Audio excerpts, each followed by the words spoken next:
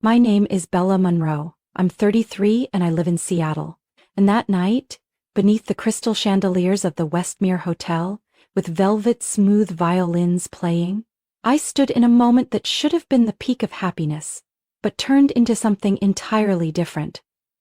And it was our 7th wedding anniversary celebration, mine and Alex Monroe's. He's the man people in West Coast real estate circles call the Golden Gentleman. I had spent 3 months planning that evening. Every detail was perfect. Ivory linen tablecloths, Vua Roederer 2006 champagne served in baccarat crystal flutes, a live band playing our first dance song, La Vie en Rose. I thought I was living in a romantic film until Alex's phone buzzed right in front of me. He was beaming, raising a toast with a few business partners, and casually placed his phone on the table beside his untouched dessert. On instinct, I reached to silence it. But the screen lit up, and I saw it. A photo. Burgundy lingerie, soft lighting blurred across pale skin, and below it a message. I can't wait for our private meeting tomorrow morning. Sent by Zoe. Zoe Parker, the 25-year-old assistant who had been promoted from temp secretary to project manager just 3 months ago. She had those faux grateful wide eyes and a runway walk she brought to the office every day. I had once told myself I was just being paranoid, that Alex was a devoted husband. The same man who always called me the foundation of his success. But that photo felt like a slap. No, like a blade, shoved straight through the trust I had given him for 7 years. I didn't make a scene. I just sat still, smiling like the perfect wife at the perfect party. Because I knew, right in that moment, that what I needed wasn't outrage. It was precision. Quietly, I pulled out my own phone. Ever since our first year of marriage, Alex insisted on syncing all our devices to keep work streamlined. A habit he once called honest and transparent.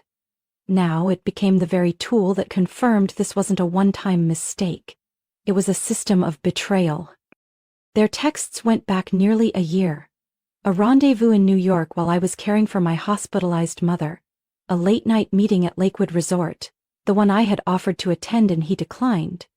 Round-trip tickets for his private assistant to a Miami conference? While I was home cleaning up storm damage.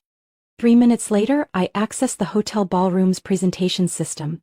I had personally worked with the technician 2 weeks ago to set it up. One password, one chance. A slideshow was playing our wedding photos, me in lace, Alex whispering to me in the redwoods. Everyone watched as he picked up the mic ready to speak. All it took was a tap. I selected the right file. The photo Zoe sent, and her message, appeared across the nearly 10-foot wide LED screen, directly behind Alex. I looked up just as he raised his glass. Then it slipped from his hand and shattered on the marble floor. Gasps echoed around the room. Someone whispered, "Oh my God, there's a message too." I stayed in my seat, my hand still resting on the phone. I didn't blink, and when Alex turned toward me, panic flooding his eyes, I simply tilted my head. The champagne flute shattered into hundreds of tiny shards across the marble floor. The burgundy lingerie photo of Zoe remained plastered across the LED screen behind Alex, the bold white text below it. "Can't wait for our private meeting tomorrow morning." Only hushed murmurs followed, then the sound of phones snapping photos. All eyes turned toward me. I rose slowly, adjusting the strap of my off-shoulder gown that had slipped down my arm. Each step I took echoed sharply through the silent space as I approached the podium, where Alex stood frozen. He stammered, eyes darting between the screen and me. As I reached his side, scattered sounds filled the room. Heels clicking, chairs scraping, someone inhaling sharply as if choking. With the mic in hand, I turned toward the crowd, meeting their eyes without flinching. City officials, regional bank directors, and more than a few familiar faces who'd once invited us to dinner, who'd called me the model wife. I spoke, calm and steady, as if introducing a new dessert. "Apologies for the unexpected interruption, but it seems my husband's personal assistant has already scheduled tomorrow morning's meeting for me." A few murmurs turned into awkward chuckles, not because it was funny, but because no one knew what else to do. Some turned away. Others stared like waking from a daze. There he was, silent, trembling, unable to lift his head. Oh, and by the way, that lingerie, bought with our shared credit card, $780 from La Sedwire on Madison Avenue. Coincidentally, the same week Alex claimed he was attending a real estate conference in Austin, but the receipt shows it was delivered to room 915 at the Crescent Moon Hotel, a room I didn't book. Alex suddenly snatched the mic.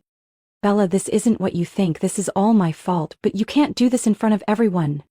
I tilted my head slightly, smiling, not out of forgiveness but out of pure familiarity with that kind of deflection. Oh, I think it's exactly what I think, Alex. And if you're embarrassed, maybe you should have thought about that before texting your little rendezvous plans while your wife was ordering floral arrangements for this very party. The entire ballroom erupted. A woman yanked her shawl over her daughter's eyes. A board member spilled his wine. The same people who once toasted to our love now pulled out their phones and started recording. Alex stepped closer to me, whispering urgently, "Are you insane? You're destroying both of our careers." I took a step back. There was no warmth left in my eyes, only a cold emptiness that sank to the bone. "It's not ours anymore, Alex. You did this. You face it." At that moment, the hotel's tech manager rushed onto the stage, saying something quickly to a staff member in the back. The LED screen went dark, replaced by the Westmere Hotel logo. But it was too late. Everything had been recorded. I walked off the stage, passing through the stunned stares of the guests. Some stood abruptly, others pretended to be on phone calls. A few, like the mayor's wife, looked at me with a mix of shock and respect. The past stayed behind me, right where it belonged. Just as I reached the lobby, I heard Alex's footsteps behind me. He caught up, grabbing my wrist beneath the crystal chandeliers. "Bella, please, we need to talk." It pulled my hand away. Calm. Firm. "I have nothing to say. And if you touch me again, I'll let hotel security handle it." Alex froze, his face flushed red, whether from anger or shame I couldn't tell. "You'll regret this. You don't know what I'm capable of." I held his stare without blinking. "I didn't know you were capable of that either, but now I do, and I'll respond accordingly." I pulled out my phone, walking as I typed. To Attorney Evelyn. Subject, urgent, begin execution. I didn't go home. Alex's Tesla was still parked right in front of the hotel. It made me let out a bitter laugh. Just this morning he'd said we should arrive together. Looks better that way. All of it, a performance. I walked to the main road and called a car to the Ashton Hotel, the one where I hosted a spring seminar last year. The receptionist recognized me instantly and said a suite with a Space Needle view was still available. I nodded without hesitation. When the door closed behind me, I finally exhaled for the first time since leaving the ballroom. Just silence. Away from the crowd, away from Alec. I took off the navy silk dress. The one I'd chosen carefully because he once said I looked like a Hitchcock leading lady in that color. I hung it neatly, then sat by the window and opened my laptop. It was my laptop. But the iCloud account was still synced with Alex's devices. His idea when we got married. So there are no secrets between us, Bella, and now there weren't. But the one exposed wasn't me. I accessed the secondary email Alex used to communicate with his legal team. That address hadn't appeared in recent meetings. He thought I'd forgotten. I hadn't. A folder labeled Hold Pending popped up. I clicked. It asked for a password. A vague memory returned. Our wedding day. Alex whispering, October 8. Our forever code. I typed 1008, Bella. I opened. Dozens of emails appeared, sorted chronologically. I clicked the most recent, sent 2 weeks ago. A divorce agreement draft, proposing an unequal division of assets. I read carefully. He had it all planned, his own lawyer, an exit strategy post-merger with an investment group in Texas. The final note left me numb. Bella will be fine. She's not confrontational. She might push back at first, but she'll comply to avoid damaging her public image. Not a threat. Not a threat? I clicked another email. It was marked confidential with a PDF attachment. Its contents stopped me cold. A list of 3 women who had worked under Alex in the past 5 years. All quietly gone, no formal reasons. But the PDF contained NDA contracts. Strict confidentiality clauses, each tied to a payout from a special employee support fund, an internal account I had once approved while working with the PR department. I had signed the budget. I had unknowingly funded my husband's misconduct. Another internal chat snippet was attached. Zoe's handling it well, knows how to keep her mouth shut. Just make sure she doesn't stir anything up if Bella finds out. Everything must be wrapped before December, once the Ellison deal closes. I leaned back in the chair staring at the ceiling. The puzzle pieces started to fit. Why Zoe's promotion was so fast, why Alex kept me away from this quarter's financials, why he'd recently changed his email passwords. None of it was random. He was going to use me as a shield, the CEO's wife, the public face in investor meetings. Then once the major deal closed, he'd quietly exit the marriage, with a divorce agreement written entirely on his terms. I closed the laptop, but my head was still buzzing. I reached for my phone, texted Evelyn, my college friend and a divorce attorney well-versed in handling high-profile cases in Seattle. Need to meet tomorrow morning. Urgent. I have proof and documents. It's on. Less than a minute later, Evelyn replied. Bring everything to my office by 8 a.m. and Bella, this time no more mercy. I set the phone down on the table. Outside the glass window, the lights from the top of the Space Needle sliced through the night sky like a sharp streak. At 8 a.m., I sat in the glass-walled office on the 22nd floor of the Bryant Center. Across from me was Evelyn Ross, the sharpest attorney I've ever known, and the only friend I could trust right now. Evelyn didn't say a word for the first 10 minutes. She flipped through each printed page I had brought, opened every file from the USB drive containing synced data from Alex's account. At last her eyes lifted, catching the light on the edges of her square glasses. Bella, if he thought you weren't capable of striking back, then today is the day he made the most catastrophic mistake of his life. The plan was set that very morning. I granted Evelyn full legal authority to represent me, began the process of freezing our joint accounts, traced transactions from the special employee support fund I had once approved, and filed an urgent request to Alex's company's HR department demanding a full breakdown of unexplained expenses from the past 24 months. By noon I returned to the house in the Fremont neighborhood, the one I had called home for the past 5 years. Alex wasn't home yet. I took the opportunity to change every password on the smart locks, the camera system, and revoked his access completely. When it came time to set a new code, I paused for a few seconds, then typed in the date from the day before. 1021, the day I touched the truth. Then I walked into Alex's office. The room was unnaturally tidy, like the forced neatness could somehow hide the chaos inside him. I searched the bottom drawer where he usually kept backup drives. As expected, a small USB in a slim metal case labeled Personal Archive. I plugged it into my laptop and opened the only folder, Legacy. At first the files inside seemed harmless. Contracts, cover letters, old payrolls, but the deeper I went, the more my stomach tightened. A PDF file named Henderson 2018 Settle caught my eye. Henderson, that was my maiden name. Also the name of the investment firm my father had led as CEO for nearly 2 decades. I opened the file. And I froze. It was an internal settlement report for a harassment complaint filed by a young female employee at my father's company. The accused, a senior partner. The report stated clearly, the behavior crossed professional boundaries. However, in order to preserve reputation and strategic equity, the board has decided to resolve the matter internally via a confidential financial agreement. At the end of the document was my father's signature, Richard Henderson, and below it, an internal note written by Alex to his attorney. The Henderson family link remains beneficial. Marrying Bella has provided a trustworthy public buffer for the brand. If the Henderson 2018 case resurfaces, Bella will take the initial media hit. Maintain tight control. I closed the laptop. My heartbeat thundered in my chest. It wasn't just Alex who had used me. My family had once done the same, as a shield. A sharp knock hit the front glass door. I checked the camera. It was Alex, his face flushed red, pounding the keypad. A hotel security guard stood nearby, clearly uncomfortable. I turned on the speaker system. Bella, open the door. We need to talk.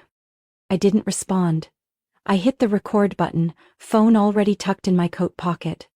You can't do this, you're ruining your own reputation. You think the media's going to side with you after you leaked that image? You think anyone will hire an event planner caught in a scandal? He paused for a moment, his tone lowered. Bella, baby, I was wrong. But I love you. I panicked. We can get through this. We've gotten through worse. No reaction, just his voice filling the air while I absorbed it all. If you don't open the door, I'll have to do something I don't want to. You know I could drag your father back into that old scandal. You know Henderson 2018 was never fully buried. And if it comes up, believe me, Bella, you won't just lose your career, the entire Henderson family will fall. I shivered, but not from fear. From rage. I ended the call, then sent the audio recording to Evelyn. Message. He just threatened to expose the Henderson 2018 case. I have the original scanned copy. Prepare the file. A few minutes later, Evelyn replied. Good. We're not just getting a divorce. We're tearing down his whole system. Outside, gray clouds hovered above Seattle, heavy and unmoving. No one could tell, but behind the stillness, a war was coming. 3 weeks after the public reveal at the Westmere, I stood on the small stage at Pine Hill Events Center in downtown Seattle. My hand trembled slightly, but my voice didn't. Thank you all for being here. I'm Bella Monroe, and this is not a press conference. This is the beginning. In front of me sat more than 70 people, mostly women, a few familiar faces from major Seattle firms. Some had once partnered with me on past projects, and in the front row was investigative journalist Claire Donovan from the Seattle Mirror, who had quietly followed the story since the scandal broke. Claire had first approached me after my speech at the Startup Week opening, the one where I had been invited to speak in place of my ex-husband. She said simply, I don't think you're the only one. That one sentence became the reason I launched the Haven Project, an initiative supporting women who face abuse in corporate environments. And today's gathering marked our first official workshop. Just as I finished the opening remarks, 2 women stood up from the back of the room. Their expressions were uneasy, but their eyes didn't waver. One of them spoke. I'm Erin Caldwell. I worked as an executive assistant for Monroe and Rain Partners in 2021, and I'd like to share a story. Erin recounted her time working under Alex. Vague suggestions, weekend work meetings, and eventually a reprimanding email for failing to adapt to company culture, before she was reassigned to logistics. Without explanation. Next was Talia Jensen, a former employee at Rain Partners who was fired after refusing an overnight business trip with Alex and a partner guest. In a room that had gone completely silent, their words cut through the air like knives. I looked around and saw even those who once felt like bystanders now shifting closer to one another. I shared copies of the documents I had gathered, misused invoices from the Employee Support Fund, back-channel emails, and proof that several female staff had been internally reassigned after refusing inappropriate requests. No dramatic speeches were needed, the truth spoke for itself. Claire Donovan, seated in the last row, gave a slight nod. She had published a multi-part exposé titled Behind the Office Glass, a series uncovering cover-ups, soft coercion, and manipulation inside private equity firms. Monroe and Rain Partners was one of the most frequently mentioned. But what made everything escalate was when the SEC, the Securities and Exchange Commission, officially launched an investigation into the company. Evelyn had carefully submitted the financial evidence I had collected, including irregular internal transfers to ambiguous marketing funds. 3 days later, Monroe and Rain's headquarters was temporarily sealed off for investigation. The media flooded the story. The name Alex Monroe was no longer associated with a refined CEO, but with decay masked in polish. What I hadn't expected was how far the story would spread. Major law firms in Seattle began offering pro bono support lines for victims.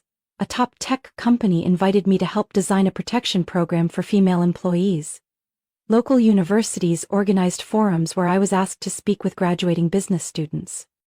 I was no longer just a betrayed wife. I had become the start of something bigger. Something I didn't yet have a name for. One late afternoon after a panel at the University of Washington School of Law, I received an email from an unfamiliar address. zoeparker.legal@gmail.com. Just one short line. I'm not who you think I am. I need to talk. not as the other woman. As a victim. I replied. Meet me at Red Elm Cafe Saturday 2 p.m., just us. No recorders, no press. I arrived 10 minutes early and chose a table tucked in the corner, where sunlight streamed through the window, casting soft lines on the dark wooden table. The cafe was quiet as always, filled only with the hum of the espresso machine and the sweet scent of cinnamon waffles. Zoe walked in right on time. She wore a white shirt, jeans, and no makeup. There was none of the glamorous assistant aura that had once made Alex lose control in the eyes of the world. Her gaze didn't flinch as she sat down. Thank you for coming, Zoe said, her voice raspier than I expected. I know you don't owe me anything. She pulled a USB drive from her bag and placed it on the table. This contains every recording, email, and message he sent me over the past year. Some of it, you don't know. She paused, biting her lip. There are threats, pressure, even clips of him saying, if you don't shut up, you won't just lose your job, you'll lose your future. I stared at the small device. Zoe's hands clenched together. At first, I thought I was special. Then I was afraid. But after seeing you speak up and seeing other women do the same, I knew I couldn't stay silent forever. You're a victim, Zoe. But you were also part of the game that hurt others. Do you understand that? Her chin dipped slightly and her eyes shimmered with unshed tears. I'm not asking for forgiveness, I just want the truth out, and if possible, I want to stand on the right side of it. I took the USB, slipping it into my purse. She wasn't a rival anymore. Just a young woman searching for her way back to herself. The news broke on a windy Monday morning. Alex Monroe officially removed as CEO of Monroe & Rain Partners. The Seattle Financial ran a photo of him leaving company headquarters, suit disheveled, face vacant, eyes avoiding the cameras. The accompanying article listed everything: harassment allegations, financial misconduct, the SEC investigation, and, most damning, a growing number of former female employees stepping forward. A complete collapse, with nothing left to hide. A week later, I had dinner at my parents' house. Or more accurately, I responded to what felt like a summons from my mother, Margaret Henderson. The meal was prepared with the usual care: Wedgwood china, hand-embroidered linens. But no one touched the roast beef she had made. Do you have any idea how far you're dragging the Henderson name down? My mother said. Her voice was low, but each word cut like a blade. I set my fork down and looked her straight in the eye. Are you referring to the 2018 scandal I discovered in Alex's USB? Or the fact that our family used me as a living shield to protect the company's image? She lifted her head. Her face went pale with rage. Don't be insolent. You think you're noble? What you've done is cause investors to pull out, delay your father's projects, and put the university scholarship fund on pause due to PR concerns. So all you care about is the damage to your reputation? I asked, my voice steady. My father said nothing, staring into his glass as if it held the solution no one could speak. We were Hendersons, Bella, my mother continued. Women in this family know how to handle things internally. We don't put our business on display for the world like some circus act. I rose from my seat. I didn't smear this family's name. This family let the dirt pile so high that all it took was a gust of wind to make it collapse. I walked away from the table without looking back. Later that afternoon, just as I left a strategy meeting with the executive team at the Haven Project, I received a call from an unknown number. A man's voice, deep, polished. Ms. Monroe, this is Ethan Larkin, Managing Director at Larkin & Wells Partners. We met 2 years ago at the Harbor Forum networking event. I paused. Larkin & Wells was a direct rival of Monroe & Rain. They'd competed fiercely with Alex on major deals. I remember. Ethan chuckled softly. I'll be direct. I've followed how you handled everything recently. Very impressive. We're expanding our corporate ethics and compliance division, a space where you're quickly becoming a symbol. I'd like to invite you to lead it. I slowed my steps. The noise of traffic around me faded into the background. Because I'm Alex Monroe's ex-wife? I asked, plain and direct. He paused for a moment, then replied honestly. Because you held your ground when everything around you tried to make you retreat. And because you understand what happens when corporate ethics only exist on paper. No university teaches that. I'll think about it, I said. Don't take too long, systems need people like you. So does this society. He hung up. But the echo of that call lingered in me like a breath of fresh air. 2 days later I received an email from the Westmere Hotel, the very place where Alex had dropped his champagne glass the night the truth came out. Subject line: on behalf of the management team, a collaboration invitation. It was a formal request for me to plan the Westmere Winter Gala, the hotel's most prestigious event of the year, attended by Seattle's financial, media, and political elite. The reason? We need someone with not just event expertise but the courage to make a statement, and the name Bella Monroe now means more than just a surname. I reread that last line, then I clicked accept. I sat back at my desk, looking at 2 offers. One from the Westmere Hotel, one from Larkin & Wells. Both represented the very world that had once wounded me. But this time, I wasn't returning for revenge. I was coming back to redefine how the system worked, with transparency, boundaries, and dignity. I opened my laptop and began a new email. Subject: Val Monroe, ready to rewrite the rules. 6 months after that fateful night at the Westmere, I moved into a small penthouse apartment on the 12th floor of a historic building in Queen Anne, Seattle. White painted brick walls, floor-to-ceiling windows overlooking Elliott Bay, and a modest kitchen just right for 2. Not grand, not glamorous like the old mansion, but it was mine. Fully chosen, paid for, and redesigned by me. No more partner meeting rooms. No more curated bookcases for impressing guests. Just morning light, a lavender plant I grew myself, and jazz music I played each night before sleep. I called it starting over without looking back. That Saturday night I hosted a small dinner in my new place. No elaborate decor, just a few bunches of purple tulips, earth-toned porcelain plates, red wine, and lasagna I'd learned to make in a recent cooking class. Evelyn arrived first, polished as always in a cream blazer, holding a raspberry tart. Claire Donovan, journalist from the Seattle Mirror, brought an old bottle of French wine and a thick manuscript. Her investigative series had just been nominated for a National Journalism Award. I hugged her tightly. Zoe came last in a simple black shirt, her eyes brighter than when I'd first seen her again. We didn't need to say much, just held hands. And then Ethan Larkin, in a gray cashmere coat and his quiet, steady smile. He was no longer the intimidating CEO I'd once seen in headlines, but someone who had stood beside me these past months as a mentor. And more. We raised our glasses. No speeches, just quiet recognition. For those who dared to speak up, and for all of us, still standing. 2 weeks later, I stepped into the Westmere Hotel lobby once again, for the first time since that night, but now as the creative director of the Westmere Winter Gala. Everything had changed. The ballroom had been redesigned with sleek modern tones, new chandeliers. The LED wall now displayed artistic light patterns only. I walked the hallway, doing a final check before kickoff, and, when I turned around, I saw him. Alex. Thinner. Slightly disheveled hair. A pale gray suit that no longer quite fit. But his eyes were familiar. The ones that once made me feel chosen. Loved.